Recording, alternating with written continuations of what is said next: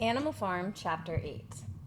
A few days later, when the terror caused by the executions had died down, some of the animals remembered, or thought they remembered, that the sixth commandment decreed no animal shall kill any other animal.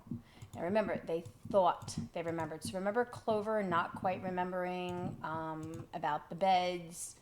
Because she didn't 100% remember, it was very easy to change, and she couldn't be confident that that's not what the commandment actually said. And though no one cared to mention it in the hearing of the pigs or dogs, it was felt that the killings which had taken place did not square with this.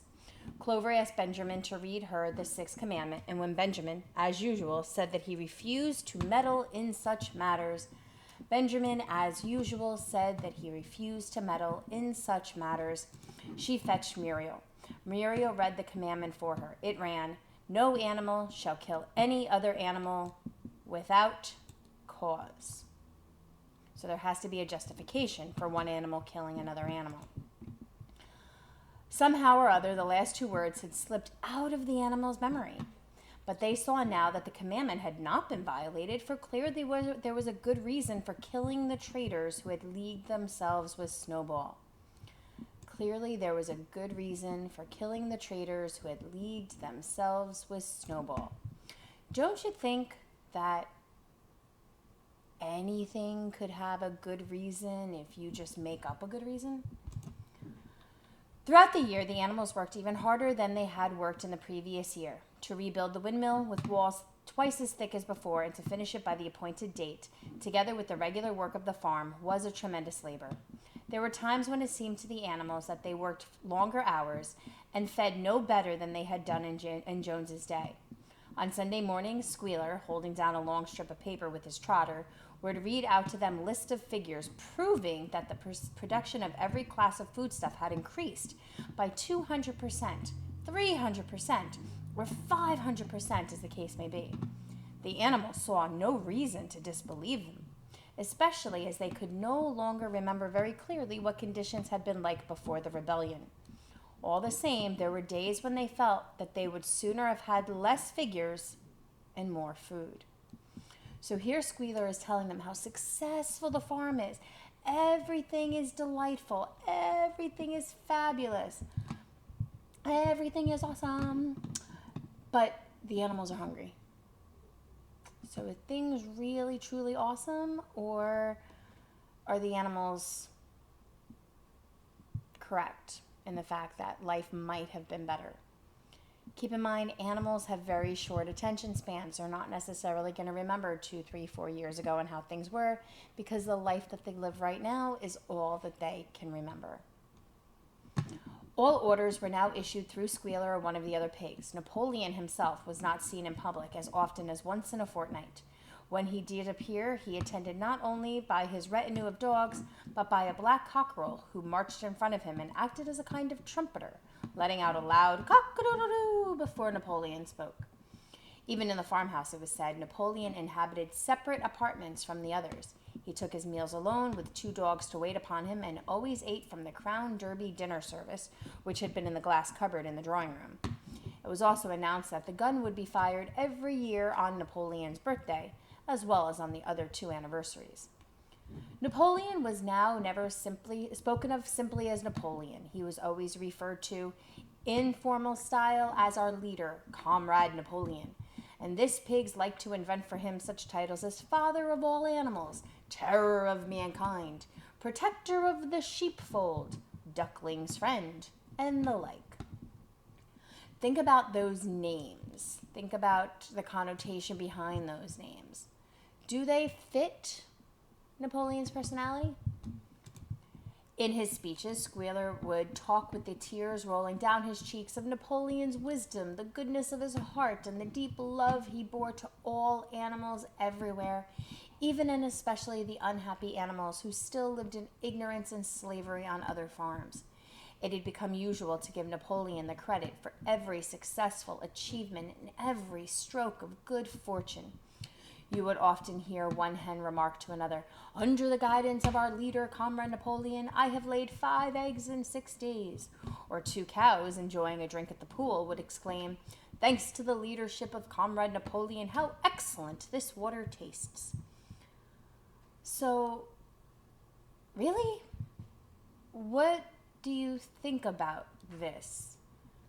Anything good that happens, they give Napoleon credit. And anything bad that happens, who did they blame? Do you remember? The general feeling on the farm was well expressed in a poem entitled Comrade Napoleon, which was composed by Minimus, which ran as follows. Friend of fatherless, fountain of happiness, Lord of the swill bucket, oh, how my soul is on fire when I gaze at thy calm and commanding eye, like the sun in the sky. Comrade Napoleon, thou art the giver of all that thy creatures love. Full belly twice a day, clean straw to roll upon. Every beast, great or small, sleeps at peace in his stall. Thou watchest over all, Comrade Napoleon. Had I a sucking pig, ere he had grown as big, even as a pint bottle or as a rolling pin, he should have learned to be faithful and true to thee. Yes, his first squeak should be Comrade Napoleon. Napoleon approved of this poem and caused it to be inscribed on the wall of the big barn at the opposite end from the Seven Commandments. It was surmounted by a portrait of Napoleon in profile, executed by Squealer in white paint. Meanwhile, through the agency of Whymper, Napoleon was engaged in complicated negotiations with Frederick and Pilkington. The pile of timber was still unsold. Of the two, Frederick was the more anxious to get hold of it, but he would not offer a reasonable price. At the same time, there were renewed rumors that Frederick and his men were plotting to attack Animal Farm and to destroy the windmill, the building of which had aroused furious jealousy in him. Snowball was known to be still skulking on Pinchfield Farm. In the middle of the summer, the animals were alarmed to hear that 3 hens had come forward and confessed that, inspired by Snowball, they had entered into a plot to murder Napoleon. They were executed immediately, and fresh precautions for Napoleon's safety were taken. 4 dogs guarded his bed at night, 1 at each corner, and a young pig named Pink Eye was given the task of tasting all his food before he ate it, lest it should be poisoned. At about the same time, it was given out that Napoleon had arranged to sell the timber to Mr. Pilkington. He was also going to enter into a regular agreement for the exchange of certain products between Animal Farm and Foxwood. The relations between Napoleon and Pilkington, though they were only conducted through Whymper, were now almost friendly. The animals distrusted Pilkington as a human being, but greatly preferred him to Frederick, whom they both feared and hated. So think about the animals and their feelings towards Pilkington and Frederick. So Napoleon is working with Pilkington, but he's also working sort of with Frederick. But remember how we talked about Mr. Jones and how his name reflects the fact that all humans are alike? Well, the fact that both of these farmers are humans, the animals don't like them. However, Frederick seems to be a violent, angry kind of man, whereas Pilkington is kind of the lesser of the two evils. As the summer wore on and the windmill neared completion, the rumors of an impending treacherous attack grew stronger and stronger. Frederick, it was said, intended to bring against them 20 men, all armed with guns, and he had already bribed the magistrates and police so that if he could once get hold of the title deeds of Animal Farm, they would ask no questions. Moreover, terrible stories were leaking out from Pinchfield about the cruelties that Frederick practiced upon his animals. He had flogged an old horse to death. He starved his cows. He had killed a dog by throwing it into the furnace. He amused himself in the evenings by making cocks fight with splinters of razor blade tied to their spurs.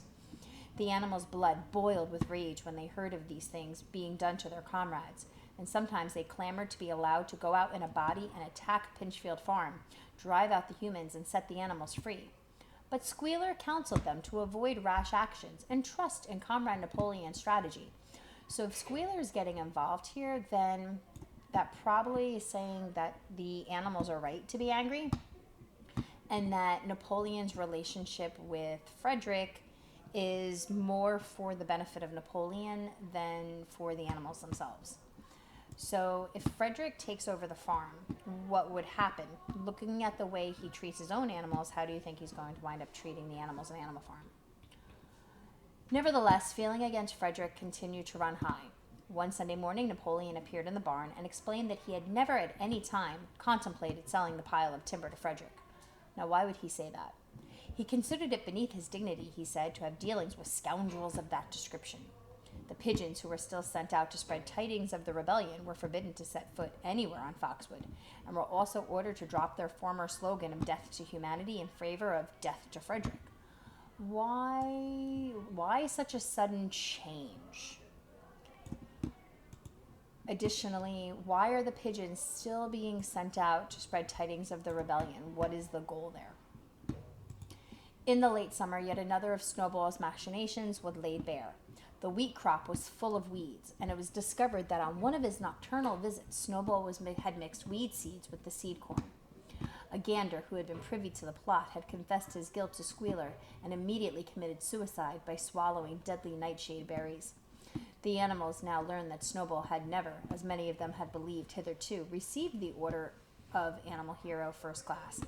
This was merely a legend which had been spread some time after the Battle of Cowshed by Snowball himself.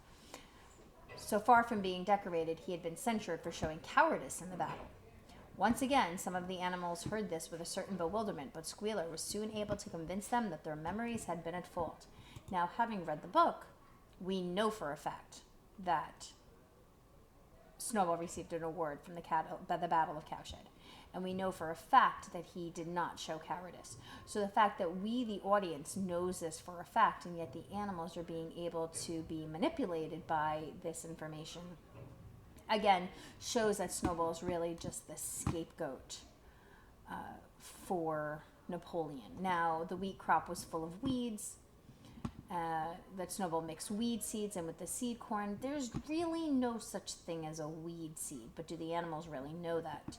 So what probably happened? Well, the wheat crop probably wasn't taken care of well, because Napoleon had other things as priorities, and because they didn't take care of the wheat, then probably everything went wrong, and then rather than taking responsibility himself, he just blamed Snowball. In the autumn, by a tremendous, exhausting effort, for the harvest had to be gathered at almost the same time, the windmill was finished. The machinery had still to be installed, and Whymper was negotiating the purchase of it, but the structure was completed. In the teeth of every difficulty, in spite of experience, primitive implements, of bad luck, and of Snowball's treachery, the work had been finished punctually to the very day. Tired out but proud, the animals walked round and round their masterpiece, which appeared even more beautiful in their eyes than when it had been built the first time. Remember, the more you work at something, the harder you work at something, the more pride you're going to have in the finished object. Moreover, the walls were twice as thick as before. Nothing short of explosives would lay them low this time. And when they thought of how they had labored, what discouragements they had overcome, and the enormous difference that would be made in their lives when the sails were turning and the dynamos running, when they thought of all this, their tiredness forsook them, and they gamboled round and round the windmill, uttering cries of triumph. Napoleon himself, attended by his dogs and his cockerel, came down to inspect the completed work. He personally congratulated the animals on their achievement and announced that the mill would be named Napoleon Mill. So what does that say about Napoleon? The fact that he named the mill after himself. 2 days later, the animals were called together for a special meeting in the barn. They were struck dumb with surprise when Napoleon announced that they had sold the pile of timber to Frederick. Tomorrow, Frederick's wagons would arrive and begin carting it away. Throughout the whole period of his seeming friendship with Pilkington, Napoleon had really been in secret agreement with Frederick. Why? What do you think Napoleon is going to get out of this? Why did he lie to the animals? Is he lying now? Why this constant change of, first he's working with this person and working with that person? And I want you to start to consider that if Napoleon represents Stalin, how do you think Stalin might have treated the countries that he wanted as allies? One of the centers that you're going to have with chapters 9 and 10 is to start thinking about the connections between Animal Farm and Russia, and to start to make those connections. All relations with Foxwood had been broken off. Insulting messages had been sent to Pilkington. The pigeons have been told to avoid Pinchfield Farm and to alter their slogan from death to Frederick to death to Pilkington.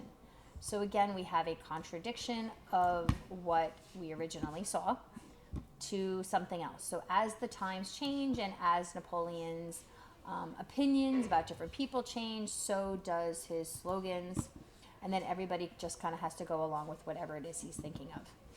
At the same time, Napoleon assured the animals that the stories of impending attack on Animal Farm were completely untrue and that the tales about Frederick's cruelty to his own animals had been greatly exaggerated.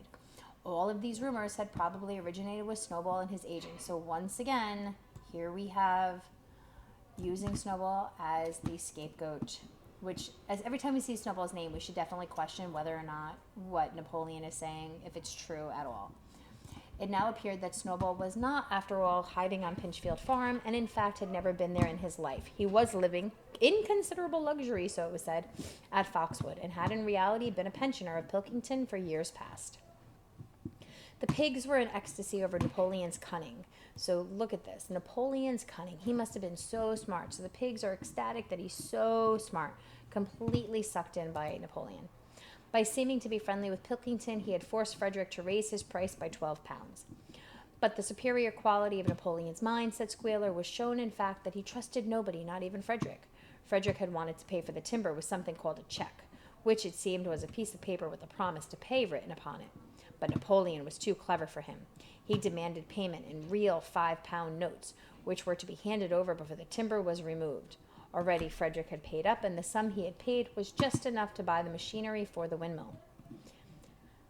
Meanwhile, the timber was being carted away at high speed. When it was all gone, another special meeting was held in the barn for the animals to inspect Frederick's banknotes. Smiling beatifically and wearing both his decorations, Napoleon reposed on a bed of straw on the platform with the money at his side, neatly piled on a china dish from the farmhouse kitchen. The animals filed slowly past, and each gazed his fill. And Boxer put out his nose to sniff at the banknotes, and the flimsy white thing stirred and rustled in his breath. 3 days later, there was a terrible hullabaloo. Whymper, his face deadly pale, came racing up the path on his bicycle, flung it down in the yard, and rushed straight into the farmhouse. The next moment, a choking roar of rage sounded from Napoleon's apartments. The news of what had happened sped round the farm like wildfire. The banknotes were forgeries. Frederick had got the timber for nothing. So what does that say about Napoleon's intelligence? The banknotes were forgeries. How would the animals know? Have they ever seen a forgery? Did they really know what the banknotes should look like? No, of course not. So wouldn't it be easy for Frederick to take advantage of Napoleon? Absolutely. Napoleon called the animals together and in a terrible voice pronounced the death sentence upon Frederick. When captured, he said Frederick should be boiled alive. At the same time, he warned them that after this treacherous deed, the worst was to be expected. Frederick and his men might make their long-expected attack at any moment. But wait a minute, didn't he say that the attack was over-exaggerated, that it wasn't going to happen? Sentinels were placed at all the approaches to the farm. In addition, 4 pigeons were sent to Foxwood with a conciliatory message, which it was hoped might reestablish good relations with Pilkington. So, screw Pilkington over. Go with Frederick instead. Oh, but now that Frederick screwed over the animals, let's go apologize. How do you think that's going to work out? The very next morning, the attack came. The animals were at breakfast when the lookouts came racing with the news that Frederick and his followers had already come through the 5-barred gate. Boldly enough, the animals sallied forth to meet them, but this time they did not have the easy victory that they had had in the Battle of Cowshed. Well, who's missing? Why was the Battle of Cowshed so successful? Think about that one. There were 15 men with half a dozen guns between them, and they opened fire as soon as they got within 50 yards. The animals could not face the terrible explosions and stinging pellets, and in spite of the efforts of Napoleon and Boxer to rally them, they were soon driven back. A number of them were already wounded. They took refuge in the farm buildings and peeped cautiously out from chinks and knotholes. The whole of the big pasture, including the windmill, was in the hands of the enemy. For the moment, even Napoleon seemed at a loss. He paced up and down without a word, his tail rigid and twitching. Wistful glances were sent in the direction of Foxwood. If Pilkington and his men would help them, the day might yet be won. But at this moment, the 4 pigeons who had been sent out the day before returned, one of them bearing a scrap of paper from Pilkington. On it was penciled the words, "Serves you right." So remember, the animals earlier liked Pilkington. Well, they didn't like him, but they liked him more than they liked Frederick. He wasn't such a mean farmer. And Napoleon picked the wrong ally. Picked somebody he thought maybe was stronger, was able to back him up. Baby Pilkington he felt was too soft and too friendly, not tough enough. But now when he needs Pilkington, Pilkington's nowhere to be found. Meanwhile, Frederick and his men halted about the windmill. The animals watched them, and a murmur of dismay went round. 2 of the men had produced a crowbar and a sledgehammer. They were going to knock the windmill down. "Impossible!" cried Napoleon. "We have built the walls far too thick for that. They could not knock it down in a week. Courage, comrades!" But Benjamin was watching the movements of the men intently. The 2 with the hammer and the crowbar were drilling a hole near the base of the windmill. Slowly and with an air almost of amusement, Benjamin nodded his long muzzle. "I thought so," he said. "Do you not see what they are doing? In another moment they are going to pack blasting powder into that hole." Terrified, the animals waited. It was impossible now to venture out of the shelter of the buildings. After a few minutes, the men were seen to be running in all directions. Then there was a deafening roar. The pigeons swirled into the air, and all the animals, except Napoleon, flung themselves flat on their bellies and hid their faces. When they got up again, a huge cloud of black smoke was hanging where the windmill had been. Slowly the breeze drifted it away. The windmill had ceased to exist, so now all that hard work. They built the windmill the first time, the storm knocked it down. They worked even harder, built it a second time, and now the windmill is gone. At this sight, the animals' courage returned to them. The fear and despair they had felt a moment earlier were drowned in their rage against this vile, contemptible act. A mighty cry for vengeance went up, and without waiting for further orders, they charged forth in a body and made straight for the enemy. This time, they did not heed the cruel pellets that swept over them like hail. It was a savage, bitter battle. The men fired again and again, and when the animals got to close quarters, lashed out with their sticks and their heavy boots. A cow, 3 sheep, and 2 geese were killed, and nearly everyone was wounded. Even Napoleon, who was directing operations from the rear, had the tip of his tail chipped by a pellet. But the men did not go unscathed either. 3 of them had had their heads broken by blows from Boxer's hooves. Another was gored in the belly by a cow's horn. Another had his trousers nearly torn off by Jessie and Bluebell. And when the 9 dogs of Napoleon's own bodyguard, whom he had instructed to make a detour under the cover of the hedge, suddenly appeared on the men's flank, baying ferociously, panic overtook them. They saw that they were in danger of being surrounded. Frederick shouted to his men to get out while the going was good, and the next moment the cowardly enemy was running for dear life. The animals chased them right down to the bottom of the field and got in some last kicks at them as they forced their way through the thorn hedge. Why did the animals fight? They already had their freedom. They've also had their work torn down. Why fight now? Everything that they worked for is gone. Why didn't they just give up? It says the fear and despair they had felt a moment earlier were drowned in their rage. So what does that say about the animals? What are they fighting for? They had won, but they were weary and bleeding. Slowly they began to limp back towards the farm. The sight of their dead comrades stretched upon the grass moved some of them to tears, and for a little while they halted in sorrowful silence at the place where the windmill had once stood. Yes, it was gone. Almost the last trace of their labor was gone. Even the foundations were partly destroyed. And in rebuilding it, they could not this time, as before, make use of the fallen stones. This time the stones had vanished too. The force of the explosion had flung them to distances of hundreds of yards. It was as though the windmill had never been. As they approached the farm, Squealer, who had unaccountably been absent during the fighting, came skipping towards them, whisking his tail and beaming with satisfaction. So why notice that Squealer had been absent during the fighting? What is Squealer good for? And why wouldn't he fight? And the animals heard, from the direction of the farm buildings, the solemn booming of a gun. "What is that gun firing for?" said Boxer. "To celebrate our victory," cried Squealer. "What victory?" said Boxer. His knees were bleeding, and he had lost a shoe and split his hoof, and a dozen pellets had lodged themselves in his hind leg. "What victory, comrade? Had we not driven the enemy off our soil, the sacred soil of Animal Farm? But they have destroyed the windmill, and we have worked on it for 2 years." What matter? We will build another windmill. We will build 6 windmills if we feel like it. You do not appreciate, comrade, the mighty thing that we have done. The enemy was an occupation of this very ground that we stand upon. And now, thanks to the leadership of Comrade Napoleon, we have won every inch of it back again. Then we have won back what we had before, said Boxer. That is our victory, said Squealer. So who's right? Is there a victory? Did anybody win? And why is Boxer thinking that there was no victory? What does the word victory actually mean? They limped into the yard. The pellets under the skin of Boxer's legs smarted painfully. He saw ahead of him the heavy labor of rebuilding the windmill from the foundations, and already in imagination he braced himself for the task. Notice what it says. He sees the amount of work that it took 2 years to accomplish, and he is bracing himself for the task. What is he putting on himself and why? But for the first time it occurred to him that he was 11 years old, and that perhaps his great muscles were not quite what they had once been. But when the animals saw the green flag flying and heard the gun firing again, 7 times it was fired in all, and heard the speech that Napoleon made, congratulating them on their conduct, it did seem to them, after all, that they had won a great victory. The animals slain in the battle were given a solemn funeral. Boxer and Clover pulled the wagon which served as a hearse, and Napoleon himself walked at the head of the procession.